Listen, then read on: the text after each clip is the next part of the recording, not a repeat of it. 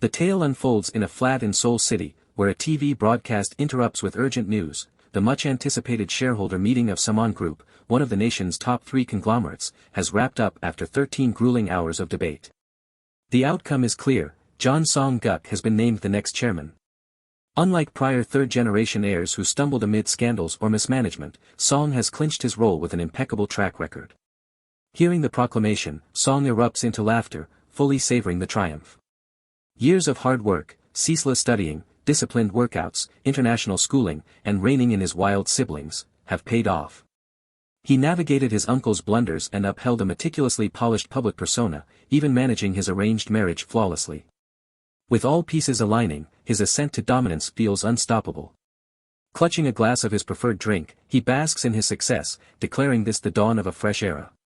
Determined to purge Samon of its old baggage, his initial move is to oust Janae GCK's loyalists, those he can't stand. But before he can proceed, a sharp sting pierces his chest. His hold falters, sending his phone and drink smashing to the ground.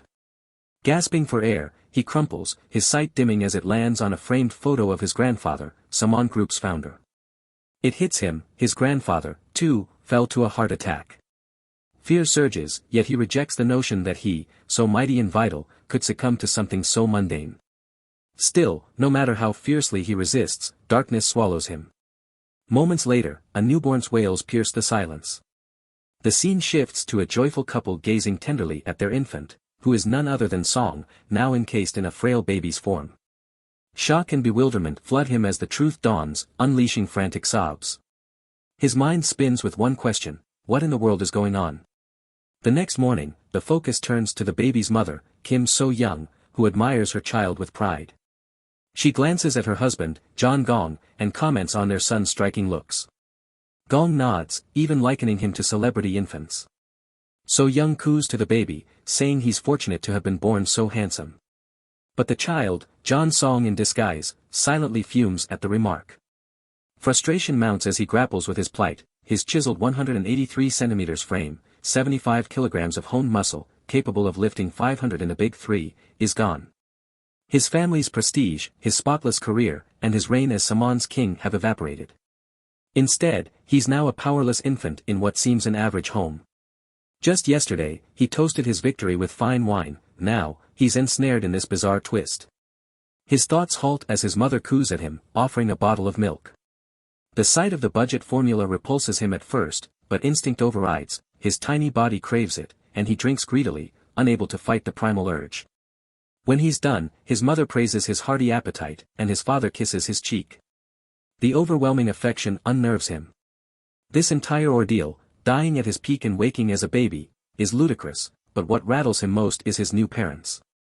Their boundless love and warmth feel alien, almost stifling. Having parents who care is a foreign sensation, shaking him to his core. His mind drifts to his past. His mother drilled self-reliance into him, leaving for work without a glance back. His father demanded he manage his younger siblings, calling it his duty as the eldest. No tenderness, no nurture, just obligations. Lost in these reflections, an odd feeling tightens his chest. Before he can stop it, he's crying again. He quickly tells himself this isn't the time for weakness. His parents, mistaking his tears for tiredness after feeding, assume he's drowsy. He resists the notion: how could he sleep in this chaos? But just as feeding overwhelmed him, sleep proves inescapable in this infant body. His eyes grow heavy, and despite his protests, he dozes off, swearing to tackle it all later. As their baby rests, Gong urges his wife to relax too. She declines, suggesting they stay up together instead. Switching on the TV, she tunes into the news. The report announces bribery allegations against Samon Group's chairman, John Jun. Prosecutors have opened a probe, and Jun himself has appeared for questioning. At those words, Song's eyes fly open. His body, moments ago limp with sleep, jolts awake. He sits up, stunned by the screen. His sudden motion catches his mother's eye. She eagerly tells her husband their baby just sat up alone. But Song ignores her, fixated on the TV, his mind reeling in disbelief. The man on screen is unmistakably his late grandfather. Song edges closer to the television, locked on his grandfather's image. There's no doubt, he recalls this vividly. The year he turned 10, his grandfather faced trial for bribing politicians with apple crates. Rivals, wary of Saman's rising clout, branded it corrupt and bribe-dependent. Song saw it differently. Wealth was strength, and connections were a supreme asset. The idea that anyone could get rich by pinching pennies was a foolish fantasy for the penniless. He remembers pushing his grandfather's wheelchair that day at the prosecution, a staged act for public pity. For Song, it was his grand entrance, proving he was the rightful successor after his grandfather and father. Yet the real danger lurked within, his younger brother, John Thag, who studied abroad but returned with only a drug habit. That smug idiot spent his life vying for Song's spot. Now, Song sees the deeper issue. It's not just being a baby or time travel. His destiny, his role, all he'd built, could be snatched away. Overcome with rage, he wails loudly. Later, his mother approaches with fresh apple juice, but Song, lost in thought, shoves it aside. He can't afford distractions. Concerned by his reaction, she frowns just as her husband arrives home, cheerfully noting his boss gave him leftover meat. He's a chef at a local jockball eatery. Noticing Song's TV fixation, his mother gestures toward him. His father, puzzled, asks if the kid's been glued to the news all day. She explains he cries whenever they switch it off or change channels. Determined to break the cycle, his father steps in with a grin, trying to shift Song's focus. Unimpressed, Song grips his father's finger, his stare insisting the TV stay on. Both parents sigh in defeat. Meanwhile, Song's mind races with urgent priorities. He must gather intel, details on the current state, his grandfather, Saman Group, and, above all, how to reclaim his original body. Before he can act, his mother abruptly kills the TV, insisting he's gone too long without food or rest. Scooping him up, she carries him off. Song resists, tears spilling as he recalls his desperate fight to secure his place as Saman's heir. Was he to lose it all to John? The idea is intolerable. He lunges for the TV again, but his mother soothes him, promising he can watch tomorrow. Worn out, Song relents, drifting off in her arms. He silently notes the odd shifts within him. Perhaps it's the baby form, but his emotions are wild, his thoughts jumbled, and control slips away. Yet when this woman pats him, sleep claims him before he knows it. Watching their son finally rest, his father exhales, wondering if he's been like this all day. His mother admits she's anxious. Song's nearly a year old but hasn't said "Mom" or "Dad," just stares at the news, making her question if she's raising him right. Her husband pulls her into a warm hug, reassuring her that, though they lack wealth, their love for their son is genuine. He insists their child will turn out fine. Days later, Song's frustration peaks. Despite feigning sleep to eavesdrop on the news, he's learned nothing useful. The world rolls on unchanged while he's stuck as a helpless baby. Reality sinks in, his efforts are futile. His mother approaches with a soft smile, noting his disinterest in the TV, and asks if he's done with the news today. Song's given up, there's no use. Lifting him, she suggests a walk to the market for groceries, maybe to see flowers and lift his spirits. Outside, she remarks on the nice weather, her tone warm. The landlord, a young woman heading to work, appears. Song's mother notes she's leaving late. The landlord agrees before departing. Song watches her, mildly intrigued. He hadn't pictured the building's owner so youthful. At the market, his mother chats about prices, excited that bean sprouts are cheap and perfect for a cool soup. To Song, it's irrelevant, his diet's just formula anyway. Resigned to another dull outing, something shifts his focus. Above, at a construction site, an object tumbles from a building in progress. Danger strikes him instantly. Panic grips him and his mother as the object plummets. She shields him with her body as heavy metal debris crashes down. The blow is brutal, blood trickles from her head as she whispers faint comfort to Song before her eyes shut. Nearby, the landlord freezes, horrified. Song, cradled in her arms, stares at her still form, panic seizing him. His mind rejects it, she can't die. Emergency crews rush her to the hospital, reporting a grave head injury from the debris. Time drags, but she stirs awake. Her husband, at her side, sighs in relief. Confused, she seeks Song. He assures her the boy's safe, thanks to her, though he was frantic when she got hurt. Holding Song, she calms him, saying she's okay and just glad he's unharmed. For the first time, Song gazes up at her, emotions surging beyond his grasp. Tears pour as his mind rages. Did she even think how valuable her life was? What if she died? She simply holds him, her warmth wrapping him in solace.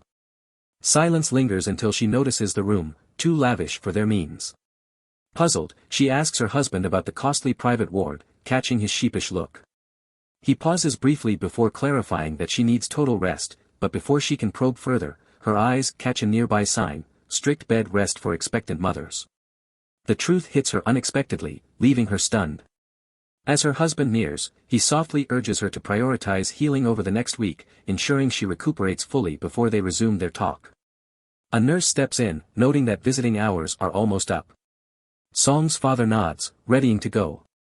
Before leaving, his wife entrusts Song to him, asking him to look after their little one. On the way home, stepping into the crisp night air, Song's father weighs their choices. A bus could take them back, but the fare poses a problem. It's not too far, so walking might be wiser.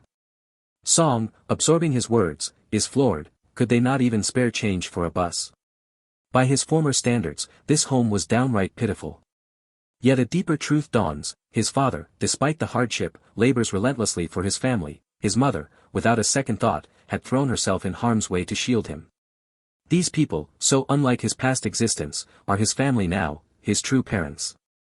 Deep in reflection, he unwittingly murmurs a single word. His father halts, astonished, then beams broadly as he grasps what's happened. Song has called him Dad for the first time. A week later, the home buzzes with cheer. Song's mother has been released from the hospital, and a modest welcome gathering marks the occasion. His parents glow with delight, their eyes brimming with affection as they dote on Song. His mother fawns over how charming he looks, while his father eagerly concurs, even likening him to star babies. Song, though, is taken aback by their light-hearted demeanor. Inside, irritation simmers as he ponders their focus. They'd scraped by to cover hospital costs, even skipping bus fare to pinch pennies. Every cent mattered. Was this really the moment for a party? Wouldn't it be smarter to skip frivolous costs like a first birthday bash? Yet as that notion lingers, an insight strikes. In his old life, he'd have scolded them, deeming it reckless. Now, he sees it: this is love, pure, priceless love, the kind that risks everything. The past week had offered him time to think, and he'd reached a resolve. His parents, for all their toil, would never break free of poverty. Their earnings barely met daily needs, rendering savings a distant hope. Soon, a crippling economic downturn would loom. This awareness weighs on him, but before he can brood further, a surprise guest arrives. His mother, hearing a tap at the door, opens it to see the landlord. She voices her shock at the visit, and the landlord explains she'd learned of the hospital release and wanted to check in. But that's not all. With a curious look at Song, she asks an odd question: have they ever thought of him as a child actor? Days later, Song and his mother reach the child actor audition site. Scanning the area, Song quietly deems it decent enough. His mother, though, seems uneasy, wondering aloud if coming was a misstep. Song, however, views it as a prime chance. Without pause, she enters the building. A quick flashback recalls the landlord's chat a few days back. She'd told Song's parents about a big TV ad for a major conglomerate. Her company was casting a key child role, and she felt Song, handsome and seemingly gifted, was a top contender. Back in the moment, Song and his mother linger in the waiting zone. Song buzzes with anticipation, seeing this as his shot at cash. Cameras had trailed him since youth. In his prior life, he'd honed makeup and lens skills early. Auditions were old hat. Sure of himself, he aims to ace it, snag the prize, and reinvest for bigger wins. As he savors these plans, a voice calls out, beckoning them in. Entering the elevator, Song spots a woman with a baby nearby. He bristles as his mother praises the child's cuteness. The nanny with them presents the baby as their young master, but the child's mother snaps back icily, brushing off Song's mother and questioning her presence with a haughty tone. She brags that her son, JWH, will surely triumph. Song takes instant offense, his piercing stare locking onto her. She falters under its weight. Inwardly, Song scorns her lavish outfit, her blatant wealth flex, and how she hauls her nanny like a lackey, a classic, conceited rich wife. Resolved, he swears to crush her kid in the audition. In the audition hall, the process rolls on. Kids are summoned one by one for camera trials, judged on screen presence and their ease under bright lights in a strange setting, a hurdle for most tots. Soon, it's child number 10's turn, Lee Jae-hoi, the haughty woman's son. From afar, another parent IDs her as the wife of Deok Pong Paper's owner. Song recalls the firm as a solid mid-tier outfit and watches keenly to gauge her boy's showing. Jae-hoi is told to smile, but nerves take over. His mother pushes him, but the stress triggers tears. The staff wavers, saying it's tough to proceed with him sobbing. She won't yield, claiming he'll calm soon and begging for more time. With others waiting, the director opts to move on, calling child number 12, John Song-guk. Song's mother sets him gently before the lens. The assistant director cues his start, but before it begins, the rude woman shoves Song's mother aside, insisting on watching. Unruffled, Song seizes the moment to shine. With total poise, he beams a winning smile, instantly hooking the director. Captivated, the director grabs his camera, snapping shots while directing Song through poses. To his amazement, Song nails every cue perfectly. The woman fumes from the sidelines as the director, awestruck, hails Song a natural genius. Overcome with zeal, he greenlights Song's hiring on the spot. Song's mother, reeling from the abrupt call, struggles to catch up. She'd never pegged her son as special, yet here he's dubbed a prodigy. The director steps up, introduces himself, and lauds Song's flair, offering a handshake. He pushes to seal the deal, asking if she has terms in mind. Unsure, she voices doubts about Song's talent. Chuckling, the director admits his eagerness might have rushed things, but he stands firm. Song's got a rare spark. His camera ease and direction following were uncanny, almost like he grasped every word. Song silently agrees, he did. The director gushes about collaborating with Song, but before they can go on, the rude woman explodes, smashing a camera down in a rage. She demands to know what's up. The final round hasn't even happened, yet it feels decided. Refusing any win but her son's, she protests loudly. Despite the uproar, the process advances. The two finalists are named, Song-guk and Lee-ju. Their mothers wait with them, tension thick in the air. Song's mother marvels at her son, still floored he's come so far among such lovely, bright kids, he shines brightest to her. As she muses, nerves hit. Sensing her unease, a nearby nanny kindly asks if something's off. Whispering, Song's mother admits she needs the bathroom. The nanny offers to hold Song while she slips away. After a brief pause, she hands him over and dashes off. The nanny, eyeing Song, smiles at how special he seems. But the rude woman, glaring nearby, snaps, berating the nanny for praising Song. She insults both him and the nanny, rejecting any hint of rivalry with her son. Shaken, the nanny apologizes fast. Song, watching, simmers with fury but holds off. Soon, the assistant director enters, and the rude woman pounces, addressing her at once. Scanning for Song's guardian, the assistant director listens as the woman casually notes Song's mother stepped out, freeing them to talk. She vents, insisting the audition was a formality, her kid was pre-picked, and facing another contender was pointless. Song's briefly stunned, then sees it, a fixed game to crown Jae-hoi. The assistant director soothes her, urging quiet to avoid fuss. The woman scoffs, citing higher-ups' orders, the directors say didn't matter. Still, the assistant director stays wary, noting the director's clout isn't trivial. Their goal holds, lock in Jae-hoi's win, prepped with a private coach. She nears Jae-hoi for a practice run, guiding his lines. Song smirks, amused. The final audition kicks off. The director states the baby who nails the lines naturally and hits the actions wins. Song's mother watches, silently wishing her son luck. Song stays cool, steeling himself to focus. As it starts, Song angles perfectly for the camera, knowing screen impact's key. Across the room, Ju moves too, but his mother, seeing him off mark, rushes to nudge him right. The director suggests holding off on Ju and starting with Song. He cues the assistant director for the line read. Smug, she nears Song, sure he'll flop without prep. But before she finishes, Song recites the line flawlessly, leaving her slack-jawed. The director, proud, affirms his hunch, Song's a star. The rude woman drags Ju up, pressing for his shot. The director agrees, asking Ju to say, Daddy. He freezes, then cries. Shame floods his mother, she drilled him for this, yet he's bombing the basics. When she gasps in disbelief, the director catches her slip, trained. He probes her phrasing, sensing the moment spiraling beyond control. The assistant director swiftly intervenes, declaring the audition over and thanking all for attending. Meanwhile, Song stands poised, quietly claiming his own win. His display had clearly outshone the rest. This body, this existence, had notched its first success. Yet, despite his stellar effort, the final reveal stings with a predictable but maddening twist. Lee Jae is named the child actor audition's victor. Song and his mother stand frozen, grappling with disbelief. His mother, brimming with exasperation, confronts the assistant director, demanding how this could be. She asserts Song's showing was exceptional. Unmoved, the assistant director brushes her off, saying that Song's charm didn't make him fit for the role. Before his mother can push back, the haughty woman struts over, smirking.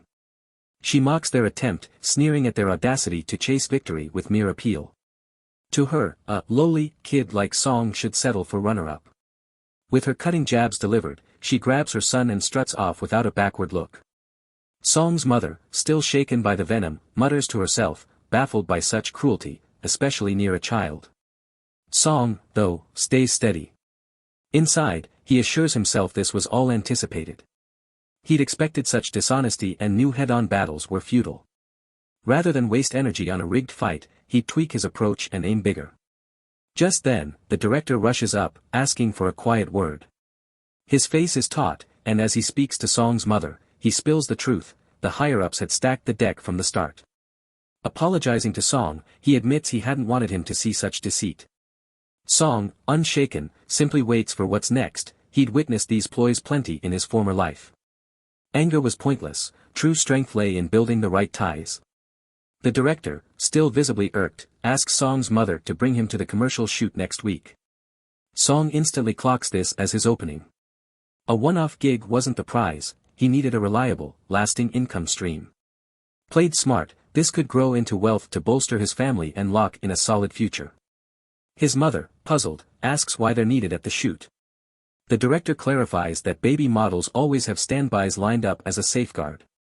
Though a winner was picked, doubts about reliability lingered, so Song's presence ensures a smooth run. As he urges her, Song silently wills her to say yes. Noticing her son's keen look, the director laughs, joking that Song seems to grasp it all. If every child actor were this easygoing, his work would be a breeze. He hands his card to Song's mother, requesting her details. She shares them readily, cementing their link. Days later, Song and his mother reach the filming spot, a striking, tucked-away set in a forest. As she marvels at the hidden gem, she notes its odd seclusion. Before they can wander, the assistant director calls her over. Spotting her, Song's mind flares with annoyance. This was the same crooked aide who'd greased the audition's fix. Guiding them in, she confirms their role as the backup model, mentioning the director had briefed her. As they move, Song's gaze lands on a familiar sight, a third-gen Samjan washing machine. His thoughts flash to its legacy. This drum tech had spiked Samjan stocks, thrilling his grandfather. The haughty woman's arrival snaps him back, her irritation clear as she demands why they're here. To her, they flunked the audition, so their presence is absurd. Song's mother coolly explains the director's invite as backups, then sharply asks her to mind her tongue around a child.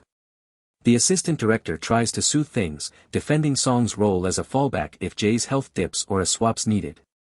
The woman scoffs, claiming Jae's fine and the shoot's a cinch. Song, though, eyes the boy closely. Despite her boasts, Jae looks off. Growing testy, she waves them off as irrelevant. Before it escalates, actress Seon-mi arrives, drawn by the noise. Curious, she asks about the kids filming with her. The assistant director introduces Jae as the winner and Song as a spare. Seon-mi greets Jae warmly, but he stays blank. Frowning at his dullness, she turns away, then approaches Song, who's visibly thrilled. Smiling, she remarks on his rare friendliness for a baby. His mother, beaming, says Song's always been warm. Amused, Seon-mi calls him far cuter than Jae and asks to shoot with him instead. The haughty woman, floored, grabs Seon-mi's wrist, demanding what rubbish she's spouting. Unfazed, Seon-mi eyes her coolly, asking who she thinks she is to act so high and mighty. Before it blows up, a man steps in, resting a hand on the woman's shoulder. His aura commands the room. Hearing the clamor, he asks what's happening. Caught off guard, the woman stammers, probing his identity. Seon-mi, recognizing him, lights up, greeting him warmly, delighted by his surprise visit. He's the vice chairman, and his arrival shifts the vibe. As Si chats with him, she asks what drew him here.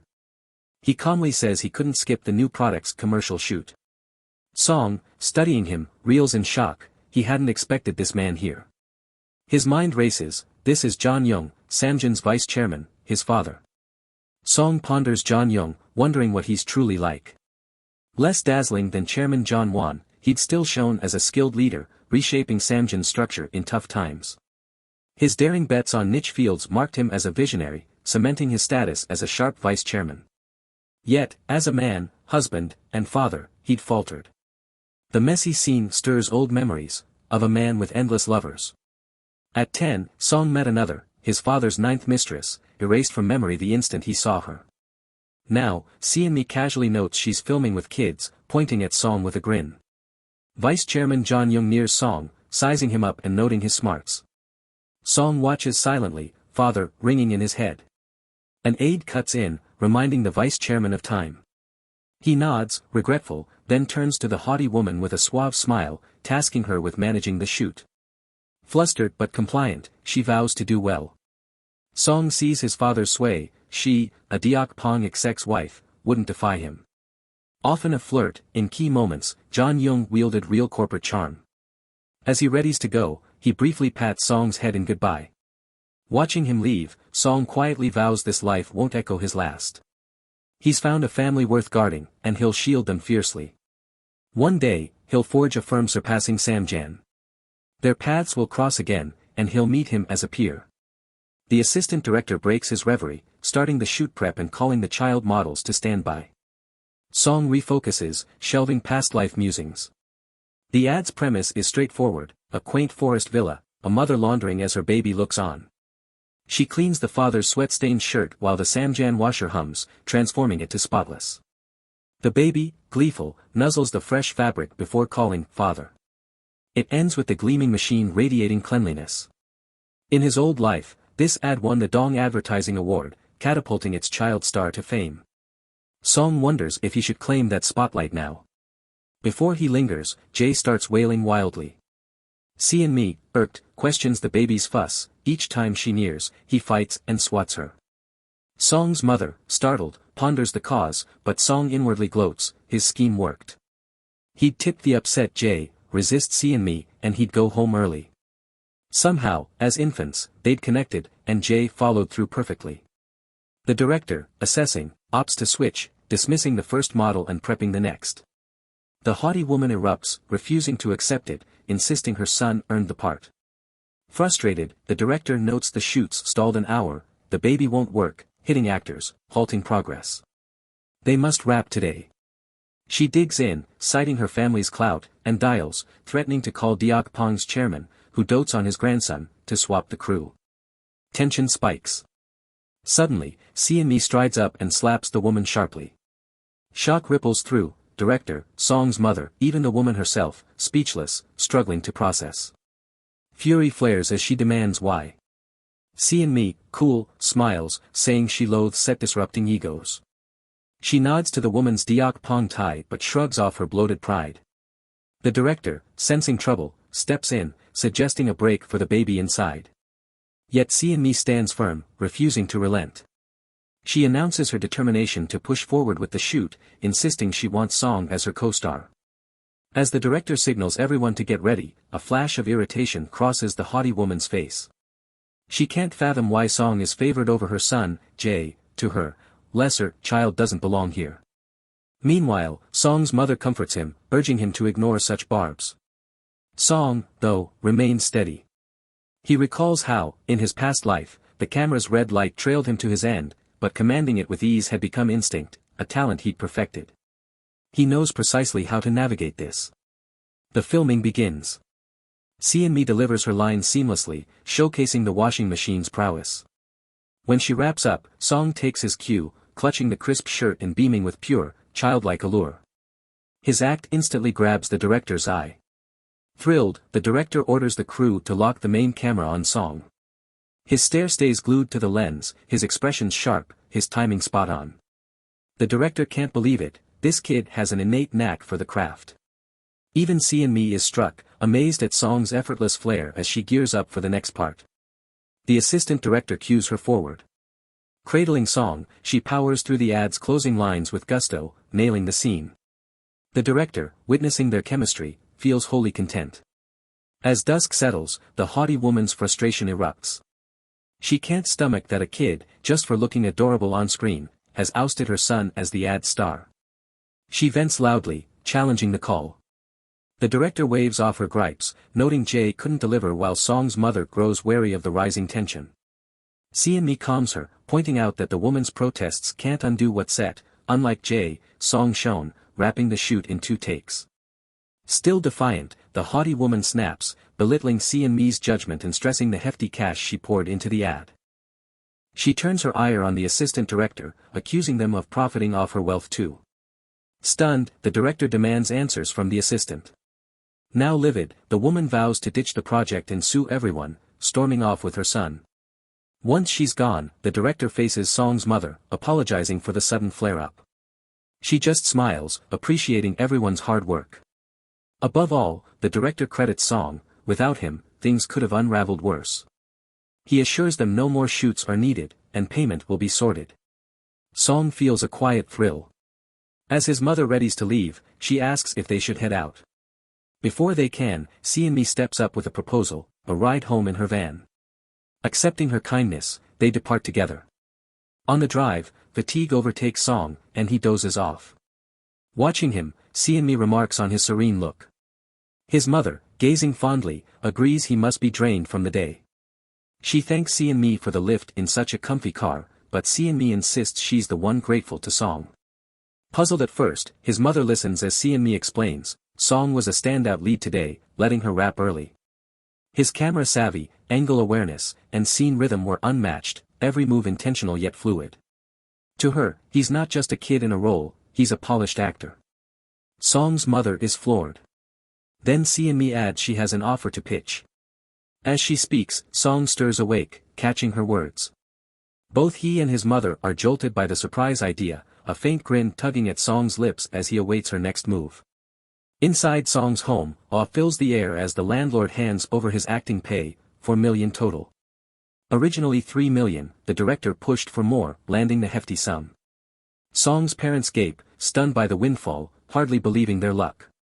Song's elation mirrors theirs. Inwardly, he confirms child acting was the smart play.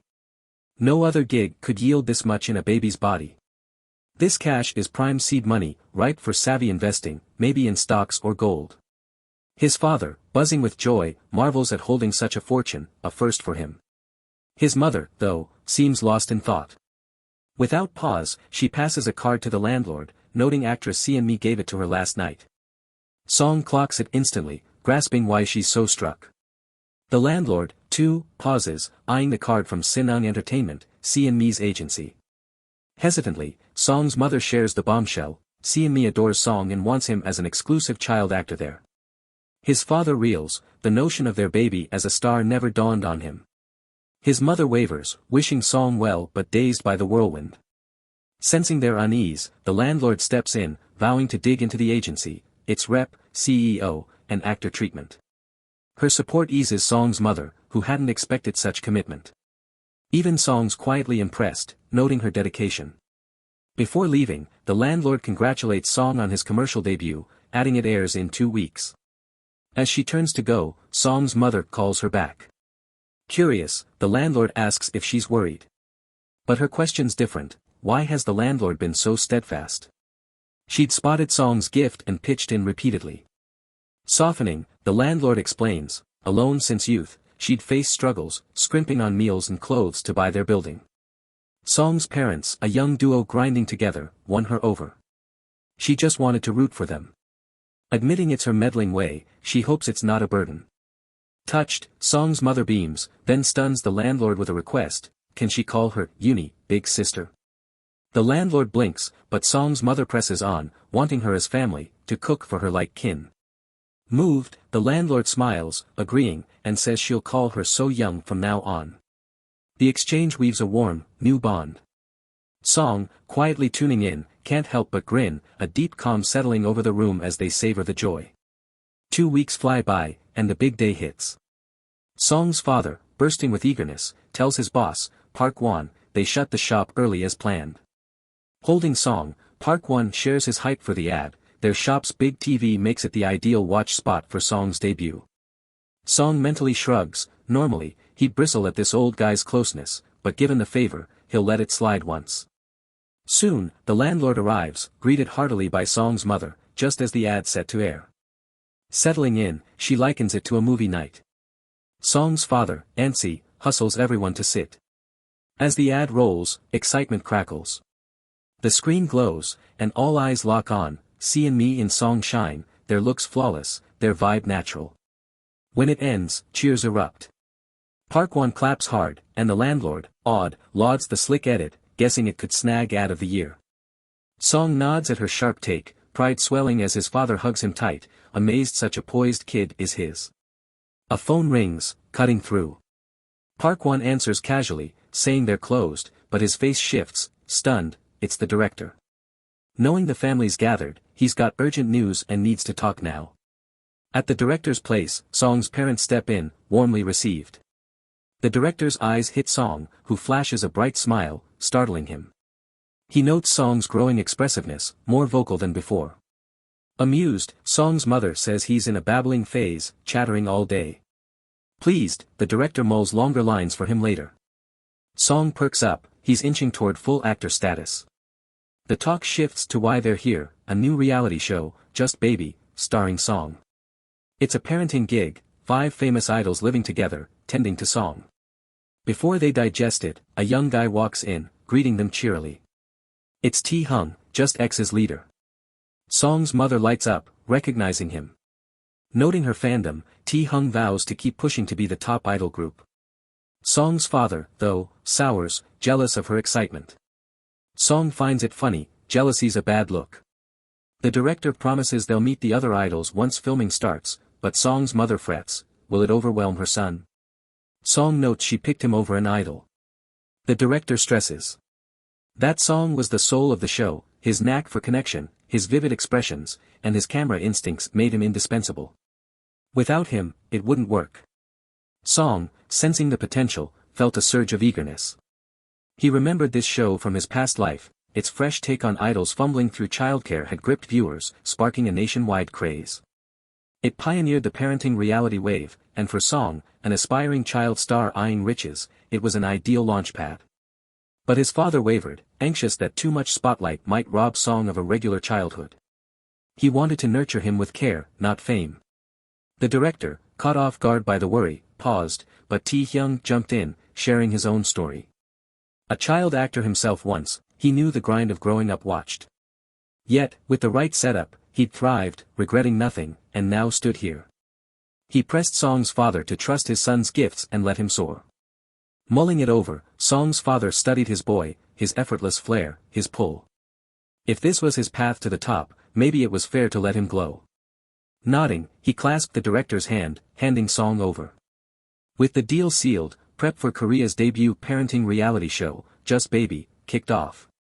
The lead-up unfolded, Day 12, contract locked, Day 5, concept shoot done, Day 0, the hyped filming start.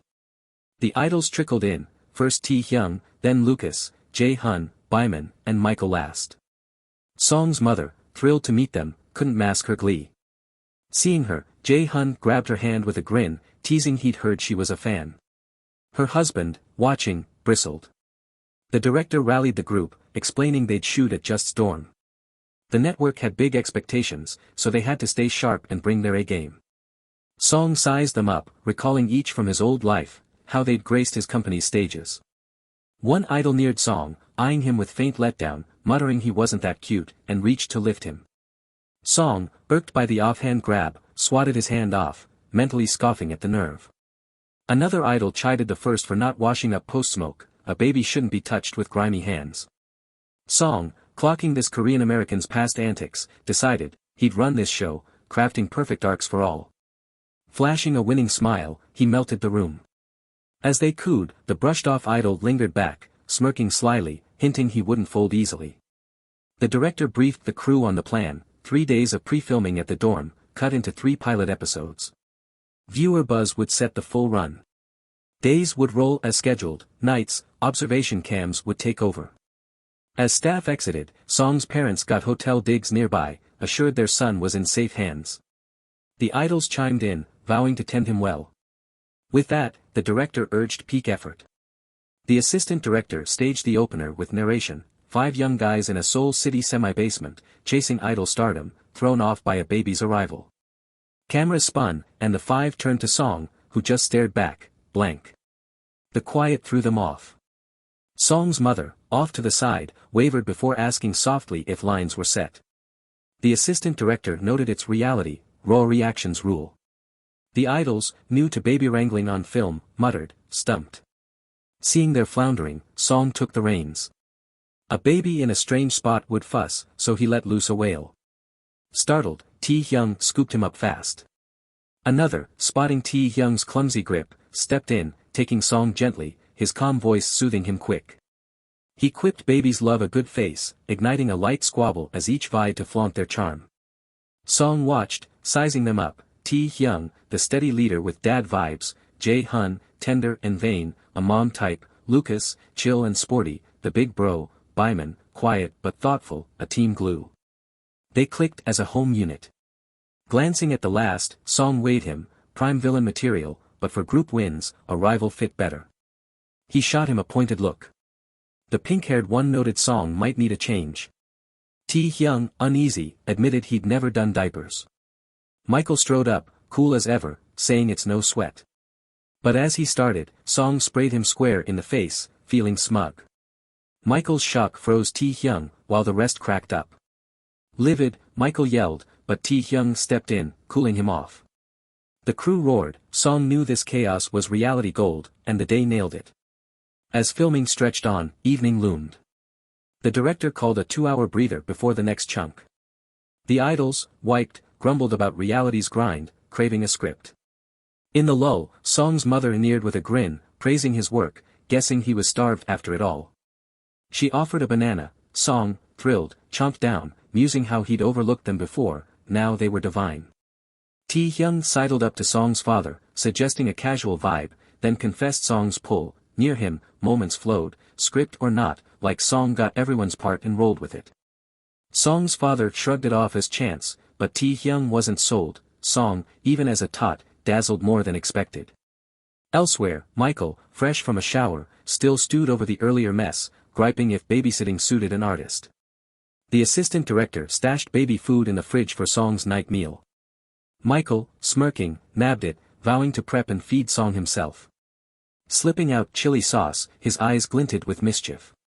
Fed up with nanny duty, he'd spice things up, literally, stirring it in, grinning at the havoc to come. The assistant director checked hidden cams. Michael, all swagger, waved the crew out. Back at the dorm, the idols slumped, some debating next moves, others too beat to care. One pushed for dinner. Tae-hyung flagged Song's feeding.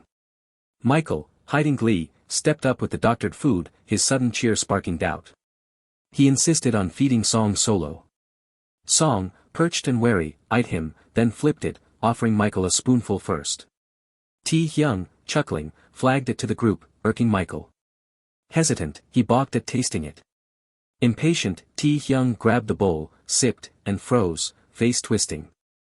Alarm hit as they saw his pain. Song fumed. Michael had sabotaged it. Tae-hyung's burning mouth confirmed the chili. All glared at Michael. Caught, he played it off as a gag for laughs, claiming it juiced up the show. Fury flared. Tae-hyung snapped, there are lines you don't cross, fun or not.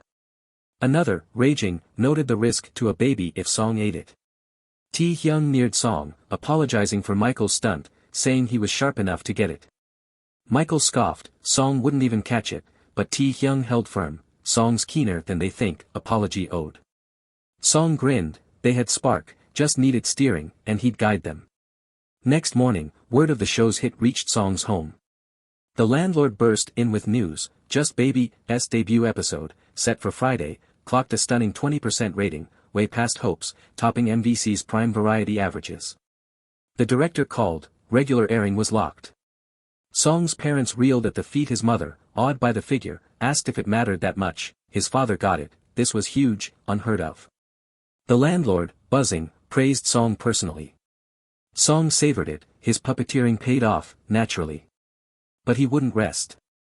His sights were grander: wealth, clout, a seat with the top dogs. Being a hot child star was just the start, his drive blazing with those dreams. He let out a loud, victorious chuckle amid their chat. Song's mother raised another topic. Days ago, folks from Sun Entertainment had stopped by their place, congratulating them on the show's hit status with a fruit basket in tow. They'd also passed along a note: the company's CEO, Shin Sung-young, wanted a sit-down. At this, the landlord's face tightened. She confessed she'd been digging into Sun Entertainment and unearthed unsettling whispers. Though a heavyweight in the field, its name wasn't spotless. Rumors of sketchy deals and ties to shady groups clung to both the agency and its head. Song's parents, floored by the news, paused. The landlord, noting how tough it'd be to dodge such a bigwig, advised they at least listen. If it felt wrong, they could cut and run early. As they talked, Song's thoughts churned. Sun Entertainment sparked a rush of recall, something chilling clicked. Dread surged: this was risky. Shin Sung-young was bad news, not for a deal, not ever. Song's parents stepped into Shin Sung-young's plush office, where he greeted them with a broad grin, waving them to sit and relax. Despite his warm vibe, a heavy vibe hung there, a quiet strained Song picked up even from afar. The landlord, cool but guarded, asked what prompted the invite. Without missing a beat, Sun-young laid out his plan: an exclusive deal for Song, locking in his entertainment future.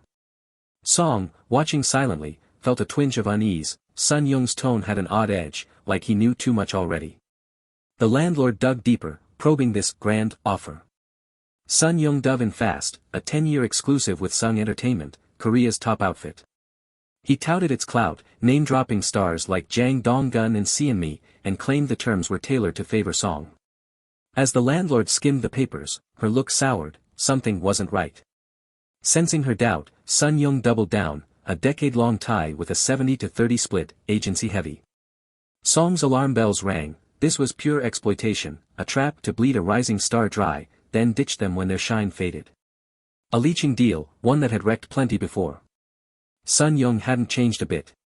Past life flashes hit Song. He remembered Sun-young's tight link to his father's Samjan group via Seon-mi.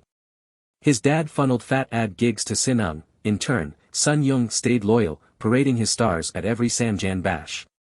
But his reign tanked when blackmail and abuse scandals, his own talents his victims, broke wide open. Unaware of Song's racing mind, Sun-young kept selling, calling Song a rare gem who, with proper steering, could be a legend. Inside, though, his aim was grim: child actors were short-term bets, their buzz dimming with age. Lock them in long, milk them dry, then toss them. Song, with no big backers, was ripe for it. Before he could press more, the landlord flat-out nixed it. Song, watching, sighed in relief. Sun-young, smile intact, asked why. She didn't mince words: a 70-30 cut was absurd, a 10-year haul unfair, Song's worth would only climb, making this a rip-off. His mask slipped a touch. He praised her boldness but waved off her point. Child actors, he said, didn't rake in adult cash, their take was slimmer, so this was fair for the long game. Song simmered: pure mind games to make them feel small, like they needed him more. Sun-young upped it, musing what if Song's looks shifted growing up, one tweak could tank his stock fast. Song's mother snapped back, horrified he'd say that near a kid. Song, barely holding it in, raged silently. Sun-young, a puffed-up frog, dared jab at his future while he'd only sharpen with time. The landlord, fed up, rose. Sun-young couldn't spot real promise: enough time wasted. As they turned to go, he smirked slyly, questioning why an outsider called shots for Song, not her place. Song's mother, unfazed, fired back: she's his manager. The landlord backed her, no hesitation. Her ad-world know-how sniffed out bad deals. Without a word, she ushered them out.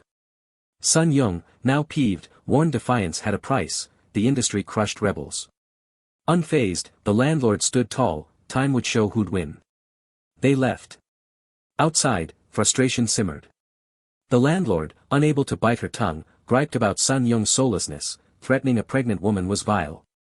Song quietly agreed: pure garbage.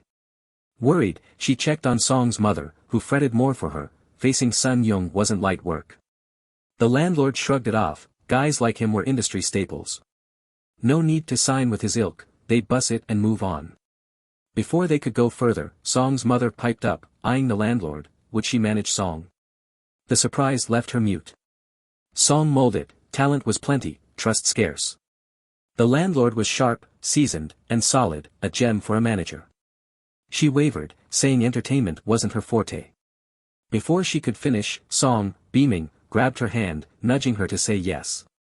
His mother chimed in. They were green in this game, needing a shield they could lean on. Touched, the landlord inhaled deep. She'd never pictured this road, but purpose bloomed. With fresh grit, she nodded. She'd give her all as Song's manager. His mother hugged her, sealing it. Elsewhere, Sun Young stewed. An aide brought word. The meddler, Kim Mong, was an ad firm worker and their landlord. Smirking, he mused, if they wouldn't bend, they'd feel the industry's bite. Tensions flared again on set. Michael griped, why'd Song hog all the bananas? He wanted some. Song, just as testy, chowed down more to spite him. Their silly feud cracked up the crew, but Tae-hyung, done with it, told them to knock it off.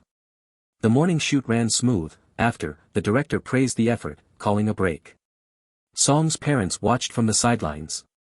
Spotting his mother, the director neared, noting the drag of waiting on set. She brushed it off. She loved it, hooked on filmmaking even after months. Concerned, he urged her to speak up if it got heavy.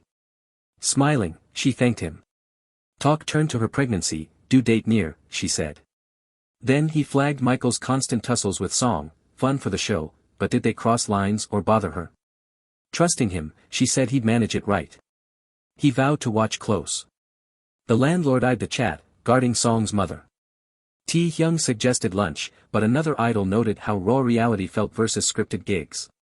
Song, stuffed with bananas, grew sleepy. Michael, still sore, crept up, venting. Song, fed up with his edge, saw him as a crude pest, his antics now too much. In a huff, Michael pinched Song's cheek. Song howled. Jolted, Michael hushed him. It wasn't that bad. Before he could yap more, the landlord snapped his name. He stiffened, bracing. She grilled him. Did he pinch Song? He scoffed. Song overreacted. Unswayed, she said Song didn't cry or fume without cause. Song smirked. His manager had it nailed. She pressed on. Michael touched Song too much on set. It stopped now. Peeved, he shot back. Why so precious over a nobody?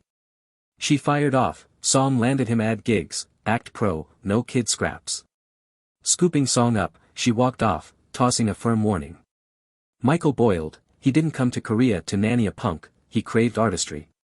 As Song got carried off, he stuck out his tongue, gloating. Feeling isolated, Michael noticed castmates' disapproving looks since the hot sauce incident. Frustration mounting, he plotted to ruin the show. He didn't need it and could succeed alone. Lost in thought, his phone rang. Answering grumpily, he was stunned by what he heard. Meanwhile, the director called a production meeting, thanking everyone. He noted Tae-hyung's busy schedule and Song's growing role before the main agenda. He shared exciting news: the show's viewership hit 30%. The higher-ups were thrilled, especially with Song. As thanks, he gave out bonuses, urging all to keep pushing as the series neared its end. Then he introduced the Christmas special. With the holidays nearing, the network wanted a 90-minute family-friendly episode. Since Song was steadier at walking and running, they'd include it. Song thrilled, mentally cheered himself. He trained hard to master those skills. The director outlined a festive party with Song and the Just Baby team dressing up, dancing together on screen. As talk heated up, the assistant director cut in with urgent news. He'd seen a troubling article about Song in the paper that day's news focused on Just Baby, hinting at issues between Song and his parents. Though baseless, it stirred concern. The director turned off the TV. Song's worried mother asked what to do. He dismissed it as gossip meant to disrupt a hit show. Such rumors were common. The landlord vowed to investigate why it surfaced. Suddenly Song wailed, protesting the lies, startling his mother, who turned to him. He gestured to the director to stay calm, but his father grabbed him, scolding his rudeness. Song realized public perception was a power struggle. Understanding the article's motive was key to winning. They had to act fast with the director's industry ties. He needed to lead. After a pause, he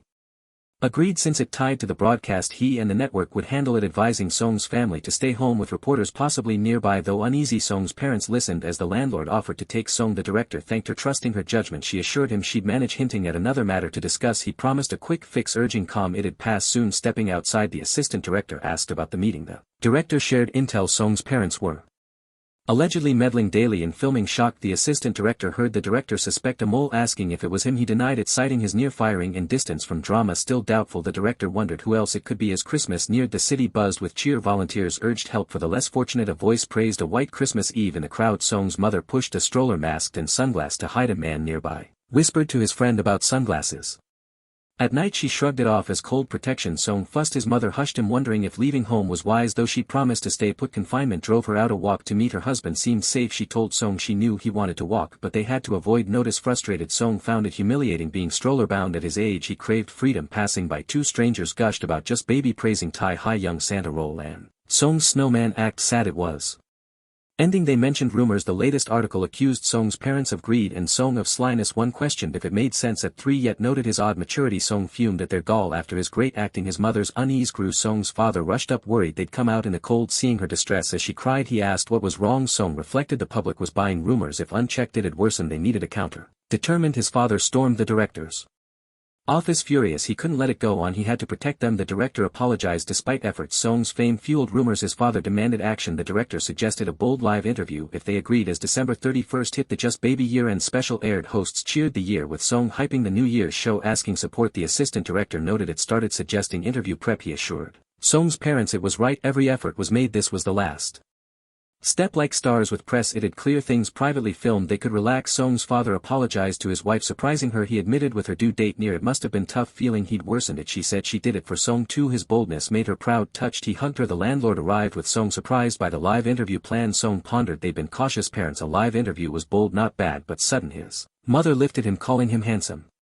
promising with his father to clear lies. Tears in Song's eyes, he wondered if it was for him. Camera scared him. Facing people was hard. The assistant director and landlord smiled. He asked if the director arrived but froze, startled. Taehyung rushed in, alarmed by live interview news. The assistant director confirmed that a leak drew reporters outside. A crowd shouted questions. Taehyung reached the director, uneasy even as an idol. The director admitted it was chaos. He tried to stop it, but the press wouldn't leave. The conference rolled. Reporters grilled Song's shaky parents. His father finally shouted for quiet, noting his wife's late pregnancy, begging no flashes. If calm he'd answer. A reporter asked why they'd gone public. He faced them, addressing rumors he and his wife, orphans, built a family from nothing. Song's talent sparked his career. He begged the media stop baseless attacks. Relentless, a reporter demanded proof of earnings. Song, furious, climbed down, stood before his parents. Though his speech wasn't perfect, he wouldn't let them be bullied. Tong signaled the director. They ended it as calm returned. Song asked his father if he was okay. Emotional, he hugged him, sorry for poor words. Song reassured him he'd done enough. Turning to his mother, her tense face and uneven breath worried him. Struggling, she said she had contractions. Song and his father froze, shocked. As the ambulance sped to the hospital, Song's mother's state declined, her face twisting in agony. Her husband, fighting tears, begged her to hold on. The hospital was close. Despite her struggle, she comforted Song, feigning ease, but he saw through it. Her pain was raw. Powerless, he wondered what he could do. Childbirth was alien, the unknown stoking his nerves. Soon after, in the hospital, relief and glee swept through. Song's mother had delivered safely, and word buzzed among the waiters. Song's father and the assistant director beamed, toasting the new arrival. The assistant director faced Song's mother, praising her grit, asking how she held up. She smiled thankfully, crediting everyone's help. Eyeing the baby, he gushed over its cute traits, had wondered if any could rival Song, but Minguk's chubby cheeks charmed just as much. Reaching for the infant, Song swatted his hand with a firm glare. Newborns weren't for careless grabs, wash up first. The assistant director laughed, noting Song's big brother vibe. Song, lost in thought, flashed to his past life, his siblings, always chaos. Vowing to steer this one right, he'd guide Minguk steady. Meanwhile, the director neared Song's father with a pitch. Given the live broadcast's huge echo, could he shoot a quick bit with Song and Minguk? Song's father nodded fast. As filming kicked off, he asked the director for the scoop on the mess they'd left. The director eased him, no worries now, it was nearly sorted, the leaker nabbed. Elsewhere, the culprit was pinned. The cast had boxed in Michael, who stood rigid, clutching his pager, stammering how they'd snared him. Taehyung faced him, listing odd leaks, set secrets in articles, even stuff staff didn't know hitting the press. Too clear to miss. Michael, playing dumb, brushed it off, but Taehyung wasn't buying it. His recent moves screamed guilt, so Lucas tailed him. Truth broke. Taehyung dropped the bomb. Michael's link to Shin Sung-young, Sinung Entertainment CEO. Michael's defiance cracked to panic. Taehyung dug in. Song's manager had pegged Sinung, the pager's voicemail number tied back. Helping Shin Sung-young harass Song's family was unforgivable, both he and the CEO would pay. Soon, cops nabbed Shin Sung-young, press swarming, hurling questions. He flailed, denying it all. Back at the hospital, post-story, Song's father looked shaken. The director calmed him. Tae-hyung would deal with Michael, secure an apology. Just covered hospital bills, the network pitching in too, any extra needs, they'd talk. Song's father waved off more cash, the private room was plenty, family together was all. Rumors gone, peace reigned. The director grinned, public favor swung hard their way post-interview. He and the manager would tie up loose ends. He added, the network opted for a 2-month break after this. Song's father balked, was that long needed? The director assured him, pre-taped stuff was set, rest up, enjoy family. Spring would bring them back. Time rolled, seasons flipped. The new year barely dawned, but March bloomed in, flowers and calm with spring. Big news hit, the nation's darling, Song, was back, broadcast buzz already humming. At home, Song's mother rested a soft hand on her husband's shoulder, asking what he watched. John Jae-hyung sat glued to the TV, Song on screen. Curious, he asked Seon if she knew the kid. Seon jogged his memory, they'd met Song at the spin wash shoot. Recalling, he wondered why he cared now. Something in Song's poise hooked him, he said. Seon, cozying next to him, said it's simple, Song's a prodigy, his flair boundless, set for anything. John Jae-hyung, doubtful, asked if he was just a fleeting cute act. Seon shot that down, her own rise leaned on his ties, sure, but her eye for talent was keen. Song wasn't some kid star, he had a performer's soul. She noted Shinsung Entertainment's botched grab at him, crashing their own ship. John Jae-hyung's brow lifted, Seon had been with them. She said she was cutting ties, the deal sucked, so it worked out. He pressed, what next, another agency? She teased a cool plan, taking it slow, but if he was hooked, betting on Song might pay. John Jae-hyung, intrigued, mulled it. At Song's place, the landlord breezed in with seaweed soup, setting it before him. Its rich scent warmed the room. Sipping, he marveled, did their manager Kim cook this good too? She served Song's mother, who thanked her, cooking for them so often was a gift. The landlord waved it off, as Song's manager, it was her job. Song's mother noted she never took pay for the food and fruit. The landlord just urged her to eat, they were family, caring was her duty. Song's mother, moved, softened. As they ate, Song caught Mingguk eyeing his dish. Gently but firm, he said it was his, Mingguk had milk. Song's mother chuckled, her little one mimicked Song now, easing childcare. Song saw it darker, 2 months taught him babies were brutal, Mingguk wailed non-stop, shunned sleep, craved him always. Past siblings were pests, but he'd hoped for a loyal tagalong here, instead, a needy leech. Then Mingguk's big, pure eyes hit him, too cute. Sighing, Song caved, feeding him milk one more time. His mother and the landlord cracked up, the landlord teased it was a baby minding a baby. Song's mother agreed, Song's help was a boon. Then the landlord got serious, had she thought of moving? With 2 kids, their old, cramped place didn't cut it, even as landlady, she laughed saying it. Song's mother paused, no cash yet. The landlord dangled a curve, what if funds popped up? Puzzled, she asked how. Leaning close, the landlord whispered, Samjan Electronics wanted Song as their sole model. Song's mother gaped. The landlord went on, an offer was out, contract details coming. A game changer. Still reeling, Song's mother sat quiet. The landlord nudged, focus on eating, the network's car was due later, no hurry. Glancing out, she spotted a ride at the gate, rushing to check if it was them. Opening it, she froze, Michael stood there. Song stepped up, eyeing Michael, thoughts churning with bitterness. This guy, Shin Sung-young's pawn who'd stabbed their family, dared show suspicion nod, grudge or sabotage. Before Song moved, Tae-hyung popped out, chipper, saying they'd come to see Song after ages, car in tow. Michael had words. Straight up, he apologized, owning his screw-ups. Silence hung heavy.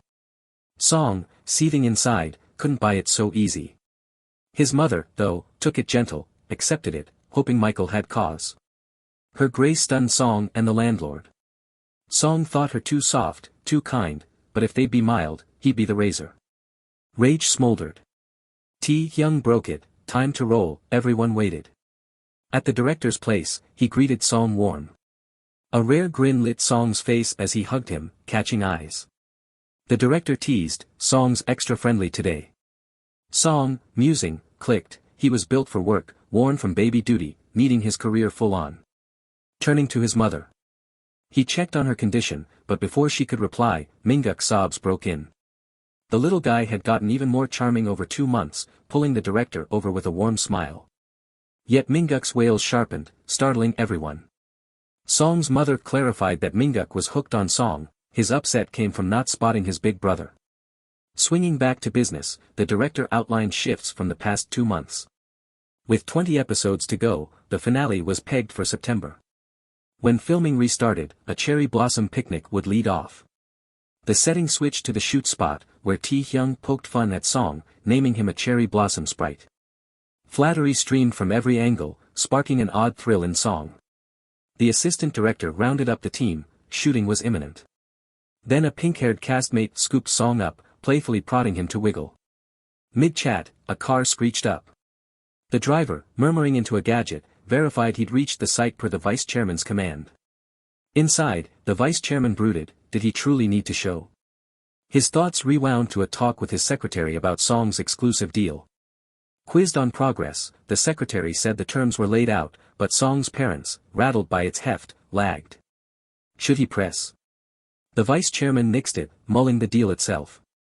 The secretary deemed it lavish for Song's track record, value it. The vice chairman felt deeper, a strange draw, a bond he couldn't pin, like family roots. The driver hopped out, noting he had to check something. The pink-haired castmate squinted forward, jabbing a finger, Samjin's vice chairman. Song flinched, eyes fixing on him, breath catching as one word roared inside, father. Staring at the vice chairman, Song's old life memories flooded back. John Jae Hyung, his father then, was a mystery, firstborn of Samjin's creator, bred to take over. Unlike his granddad's iron rule, his dad zeroed on outcomes, performance defined him, in trade, home, kids. Teek and Mijin, missing his lofty bar, grappled with self-doubt. Song sidestepped those demands, topping them his way.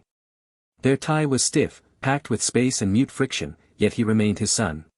Ryuk was a total brainiac in his past life, no question about it, but his bond with his dad?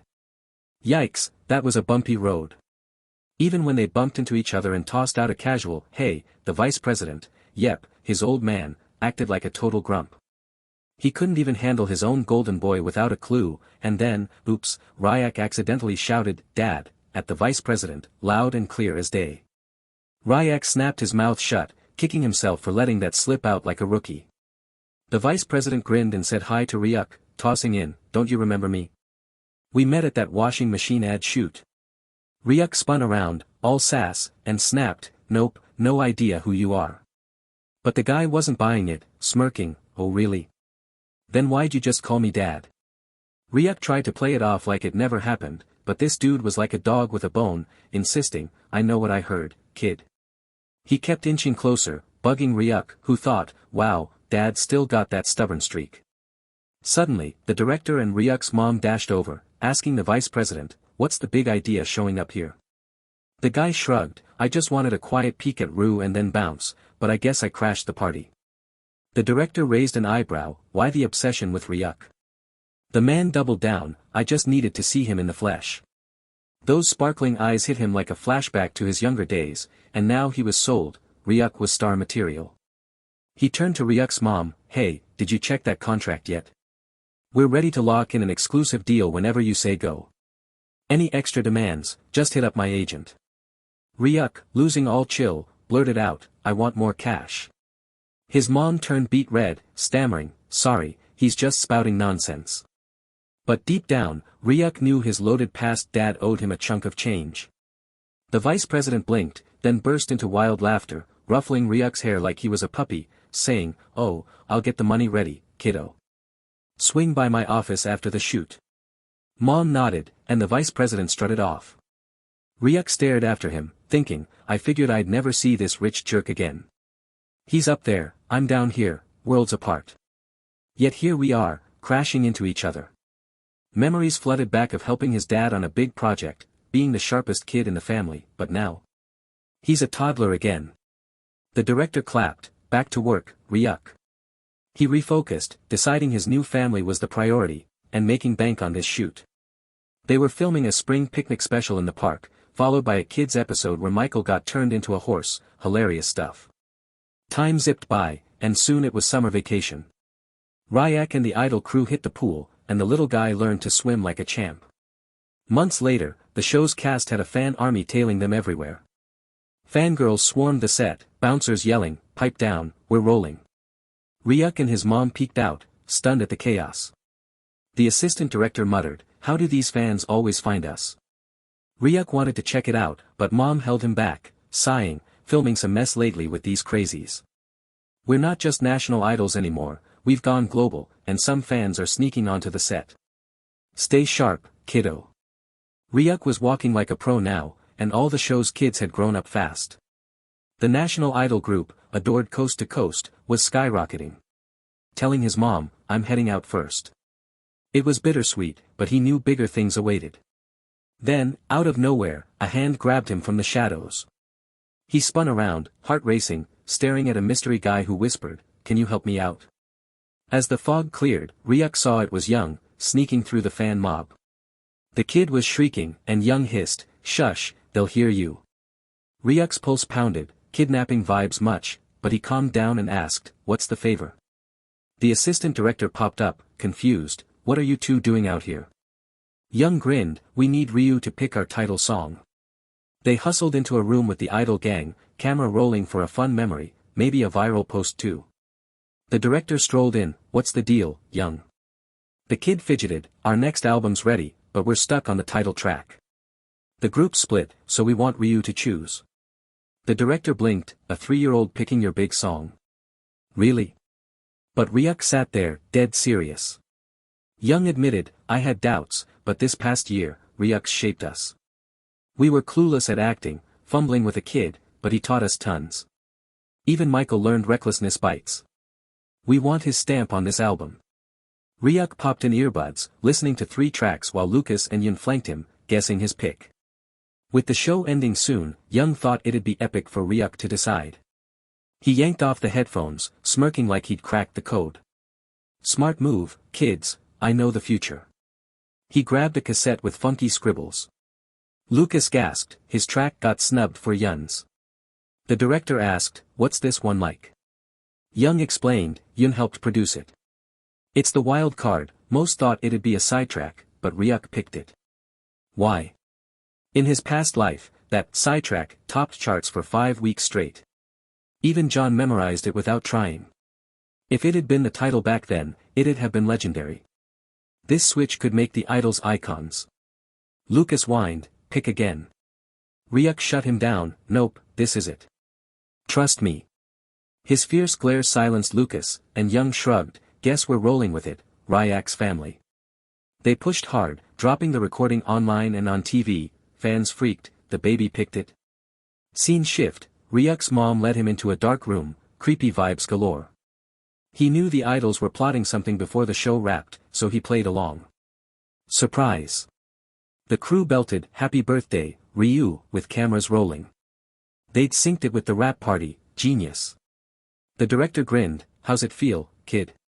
Ryuk shook at first, freaking everyone out, but then beamed, "I love it."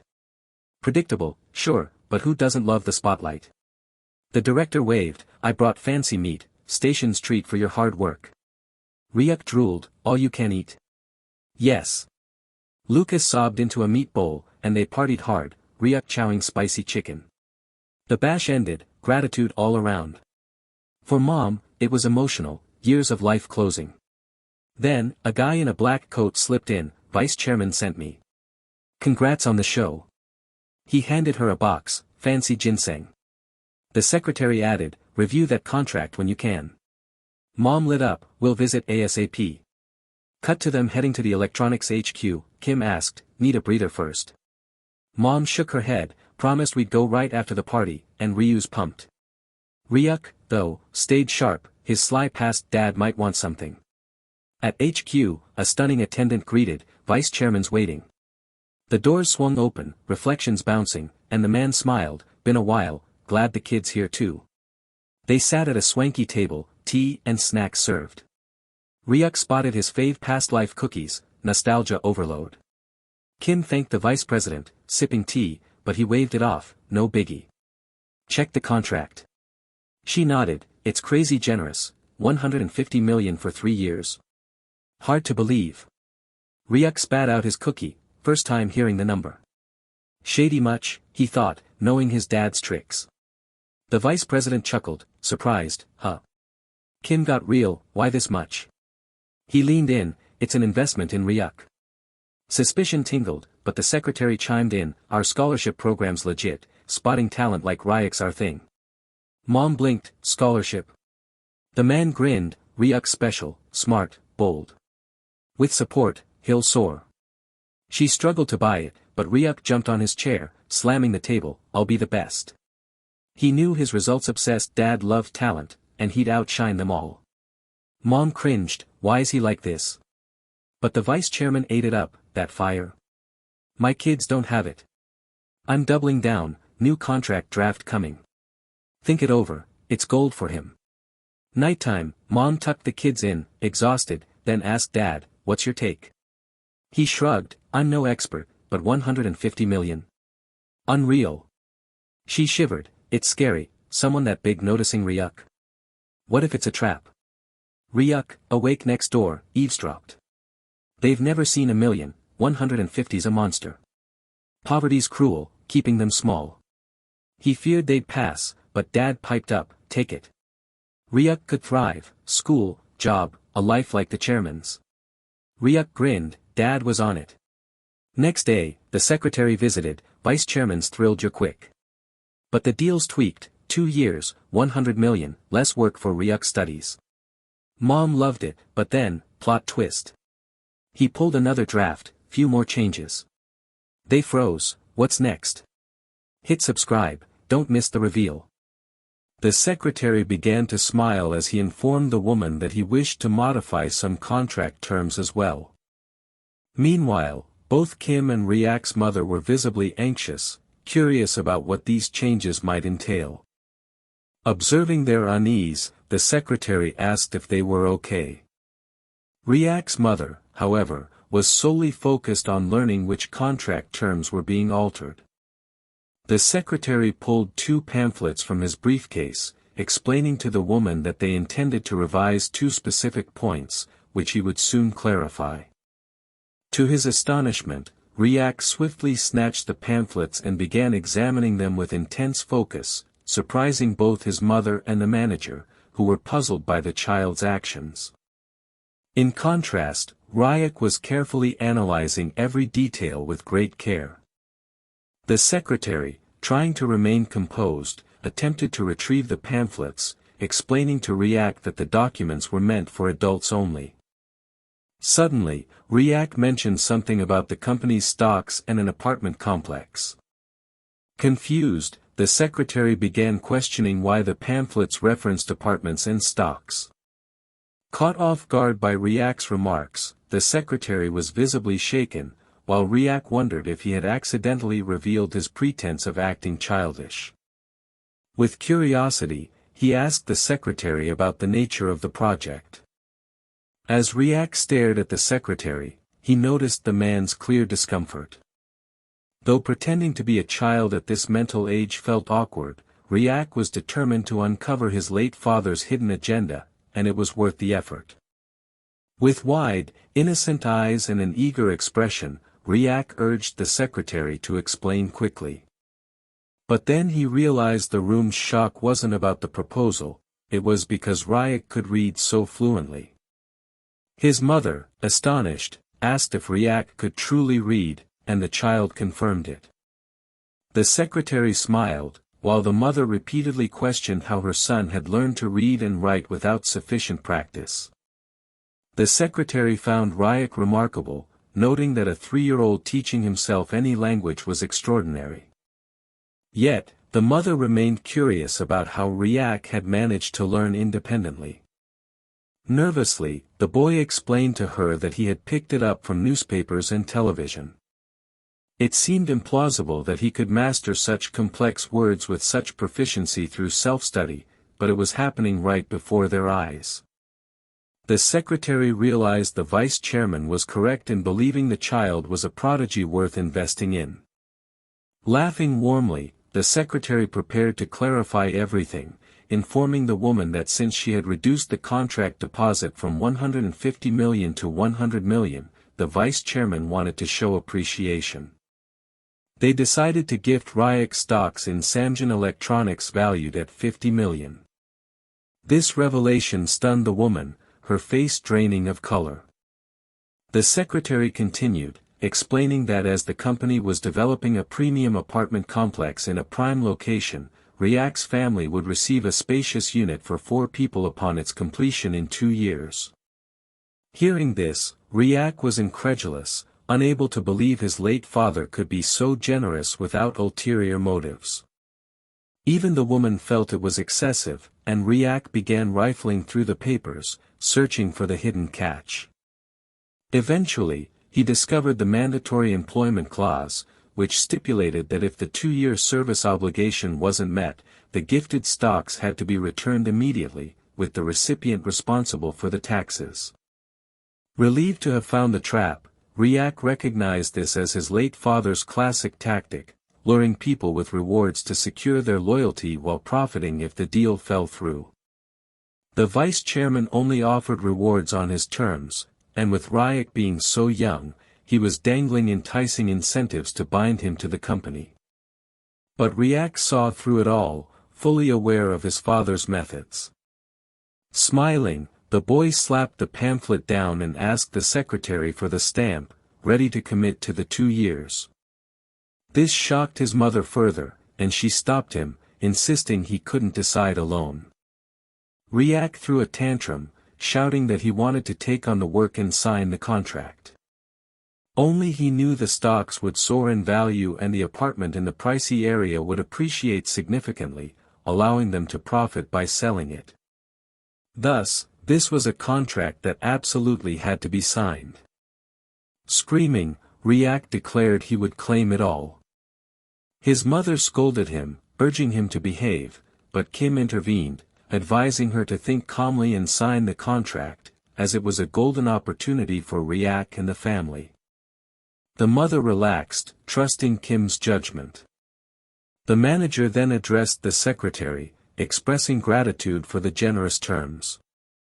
But Kim acknowledged the contract's magnitude for an individual, revealing their plan to establish a company for a business-to-business agreement. The secretary was surprised, asking about the company they intended to form, and even Kim was amazed that she would manage a company dedicated to Ryak, planning a one-person agency called SKJ Entertainment. The name impressed the secretary, who saw it as a perfect solution for handling contracts without delay.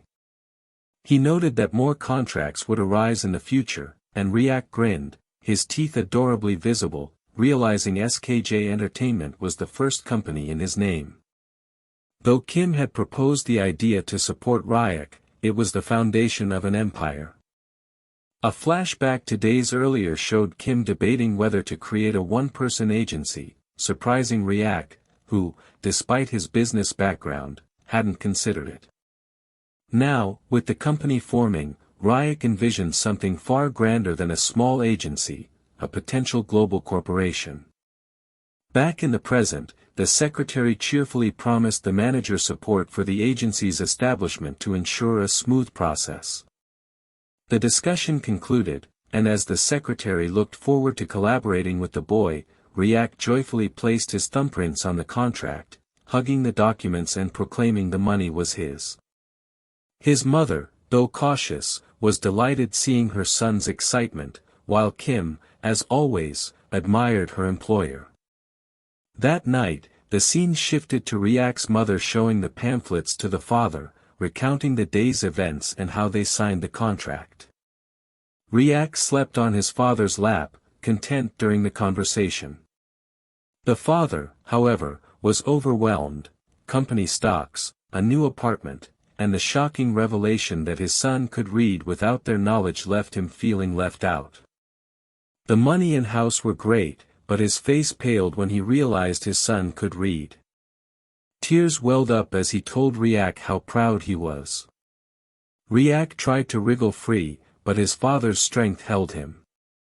Then came another surprise, an extravagant dinner with expensive meat and fish topped with caviar.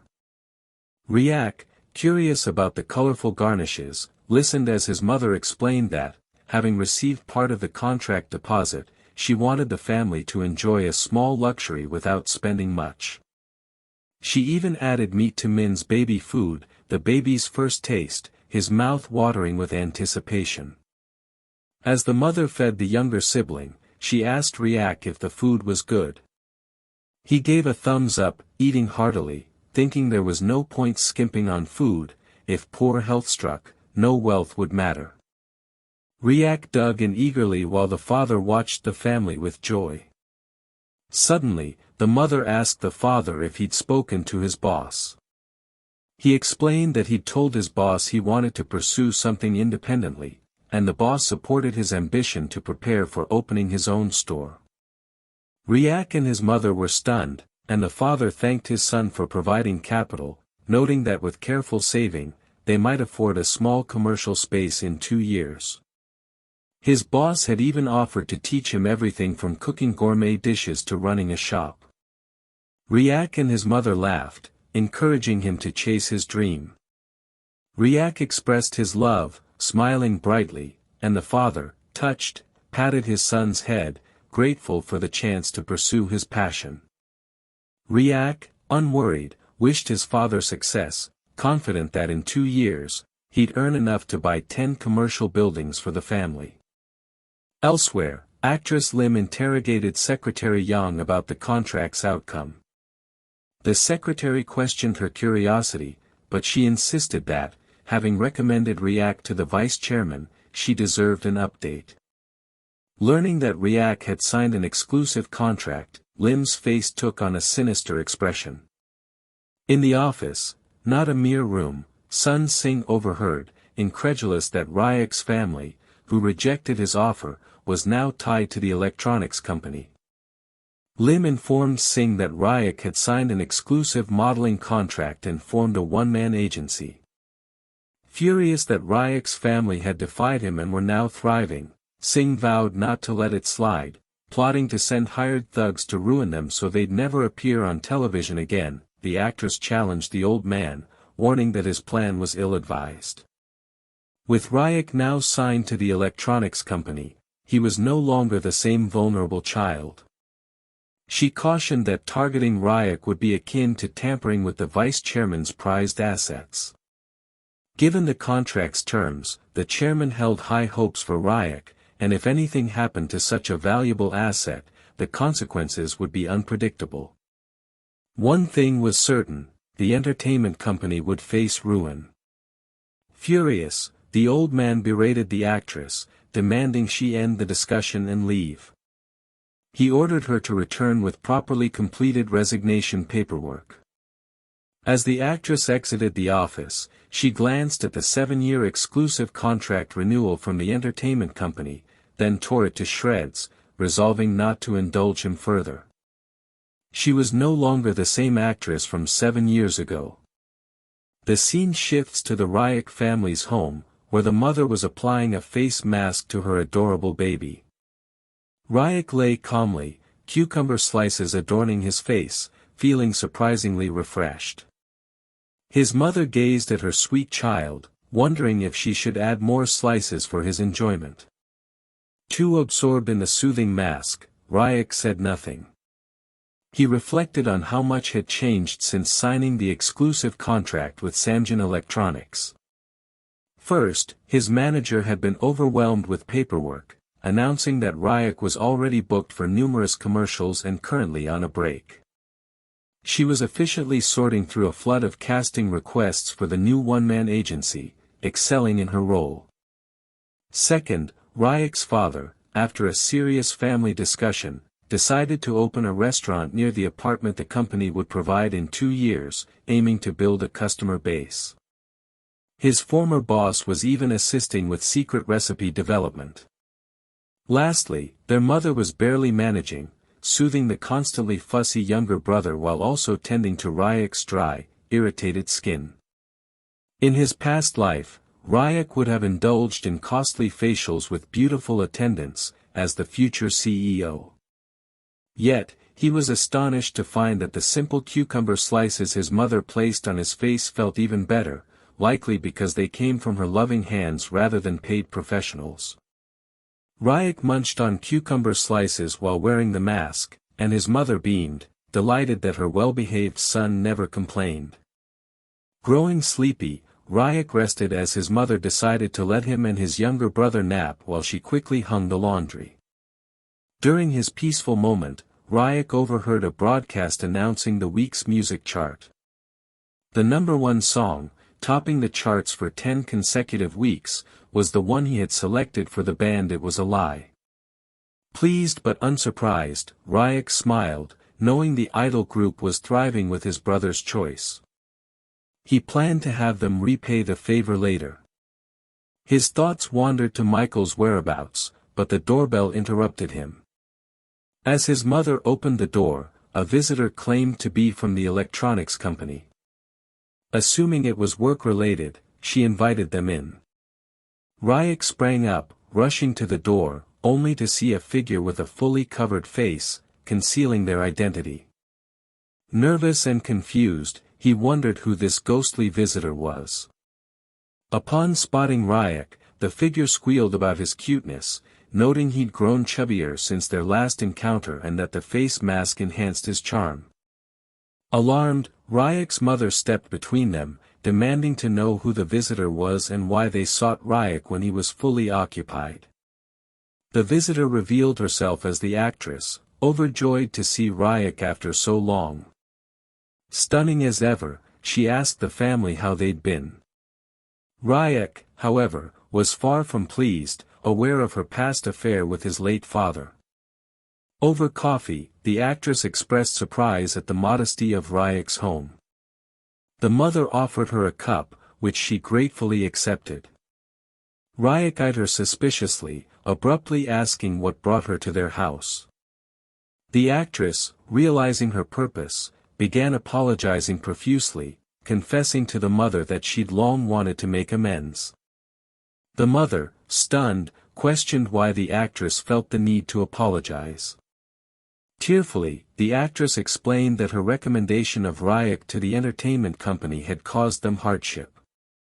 She hadn't anticipated the old man's extreme actions, and her guilt nearly brought her to tears as she apologized to Ryuk. Ryuk recalled that in his past life, the actress and the old man had a strictly professional relationship, nothing more. Though cunning, she never meant harm beyond her affair with his father. Ryuk preferred having people indebted to him over making enemies.